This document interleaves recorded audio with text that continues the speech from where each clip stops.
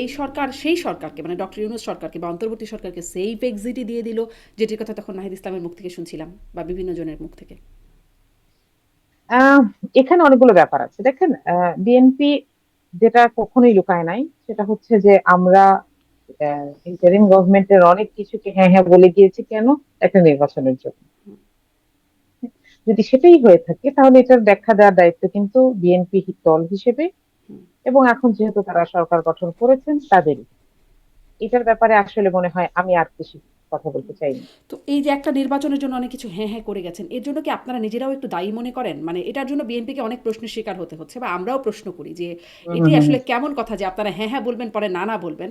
কিন্তু এই যে হ্যাঁ হ্যাঁ বলার মতো একটা জি। পরিস্থিতি, যে এটা না হলে আমরা নির্বাচনে যাব না, এটা না করলে নির্বাচনে যাব না, একরকম ব্ল্যাকমেইলড হয়ে গেল বিএনপি, এটির জন্য কি আপনারা নিজেদেরকে দায়ী করেন?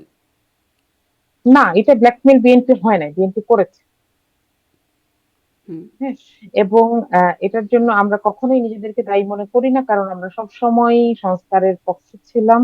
হুম। আমরা বলেছি এবং আমরা এখনো আছি। আমরা আমাদের যারা নির্বাচিত সংসদ সদস্য তারা সরাসরি জনপরিষদের সদস্য হিসেবেও সংবিধান সংস্কারের পক্ষে শপথ নিয়েছেন। হুম। তারা দুটো শপথ নিয়েছেন, এবং না, আমরা সেটা আগেও তো আপনারা সেটাই নেবেনই, বলেছি সেটা তো আপনারা যে এই নেবেনই, আপনারা তো সেটাই সংস্কারগুলো চেয়েছিলেন। ডেফিনেটলি, আপনারা তো সেটাই চেয়েছিলেন, এটা কিন্তু সবাই চেয়েছিল, এটা না ঐক্যমত্য হলে কমিশনে নির্বাচন না, কথা হয়েছিল, সবাই নেবে। এটা না হলে হম নির্বাচন হম না, হম। এই যে বার্তাটা ছিল সেখান থেকে বিএনপিকে এই ট্যাক্ট বা এই কৌশলটা তাদেরকে নিতে হয়েছে যে মানে সে যেটি বিএনপি আসলে দাবি করে যে সব কিছুতে হ্যাঁ হ্যাঁ বলে গেছে বা অনেক কিছু মেনে নিয়েছি, এই মানে কৌশলী হওয়ার জন্য কি আপনাদের একটা দায় আছে কিনা, যে আপনারা দেখেন, ব্ল্যাকমেল করে আমি একটা ফেলেছেন? যৌক্তিক দাবি করেছি।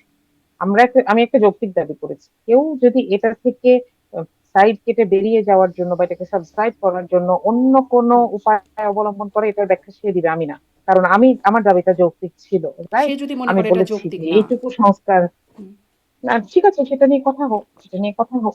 যেমন ধরেন, আমরা বলেছি যে এইটুকু এইটুকু সংস্কার গুলো ছাড়া আমরা আসলে নির্বাচনে গেলেও আমরা অনেক দূর যেতে পারবো না, যেটা এখন কিন্তু সরকারও কিছু কিছু জায়গায় বলছেন যে আমলাতন্ত্রে এখনো এত বেশি করাপশন থেকে গেছে, এটাকে আসলে আমি আগাতে পারছি না, আমাদের এর বেশি আর করার কিছু নাই। হুম। এই কথাটাই তো আমরাও বলেছিলাম, তাই না?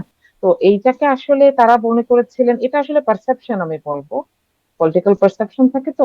তারা মনে করেছিলেন যে একটা নির্বাচিত সরকার আসলেই ব্যাস ওনারা অনেক কিছু বদলে ফেলতে পারবেন, যেটা আসলে খুব কঠিন, খুব কঠিন। নির্বাচিত সরকারের মাথায় অনেক বেশি প্রেশার থাকে, অনেক বেশি এক্সপেকটেশন থাকে, এবং তাদেরকে আসলে আম, এমন একটা রাস্তা দিয়ে হাঁটতে হয় যেটা হচ্ছে মানুষকে খুশি রেখে হাঁটতে হবে। তাদেরকে পিপল প্লিজিং রাস্তায় হাঁটতে হয়। সুতরাং হুম। তারা অনেক কিছুই এমন করতে পারবেন না, অনেক সংস্কার তারা চাইলেও করতে পারবেন না। আর চাইছেন কিনা, এটা আরেকটা প্রশ্ন। আমরা শুরু থেকেই দেখছি যে তারা আসলে অনেক কিছু চাইছেন না, যেটা ঐক্যমত্য কমিশনে তারাও চেয়েছে। গণভোটের প্রস্তাব কে দিয়েছিলেন প্রথম?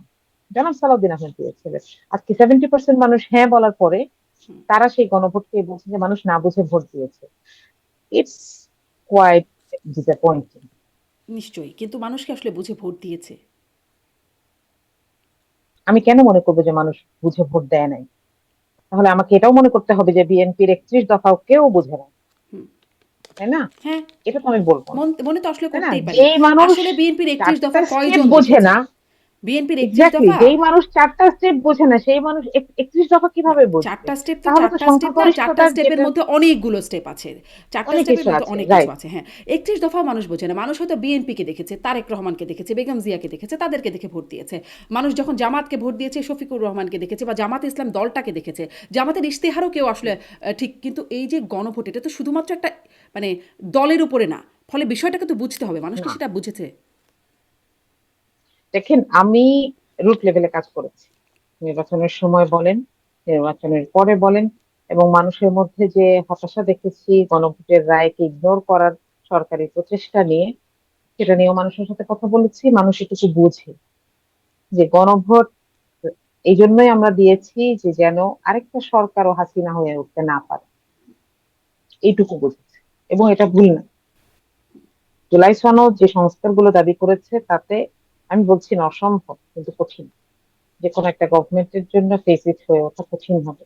জেলা সনদ খুব মাইনর এই জায়গাগুলোকে অ্যাড্রেস করার চেষ্টা করেছে, এবং এরপরে তো আরো অনেকগুলো অ্যামেন্ডমেন্ট বাকি, তাই না? আরো অনেকগুলো কাজ করতে হবে সরকারের 5 বছরে। সেটি ধরেন আপনারা সরকার বলেছেন, করবেন কিনা সেটা সেটি পরের ধরেন কথা। আপনারা জি। বলেছেন বা ডক্টর ইউনূস সরকার মানে তৎকালীন সরকার এটির পক্ষে অনেক প্রচারণা চালিয়েছে, এমনকি চাপে পড়ে বিএনপিও এক পর্যায়ে হ্যাঁ ভোটের পক্ষে বলেছে। সবাই যখন বলছে ফলে তারা যদি রাজি হয়ে যায়, এটা যদি আমরা ধরি, এর বাইরে যুক্তিটা কি? তারা তো আসলে মানে এটা হলে কেন আসলে কেউ ফ্যাসিস্ট হয়ে উঠতে পারবে না, স্বৈরাচার হয়ে উঠতে পারবে না, সেটি তারা কিভাবে বুঝলো? মানে আপনি কথা বলেছেন, আমিও আসলে দেখেন, চেষ্টা করেছি, হ্যাঁ, আমি এই শিক্ষিত মুহূর্তে মানুষের সাথে কথা আপনার বলেছি, অশিক্ষিত সরি মানুষের সাথে কথা বলার চেষ্টা করেছি।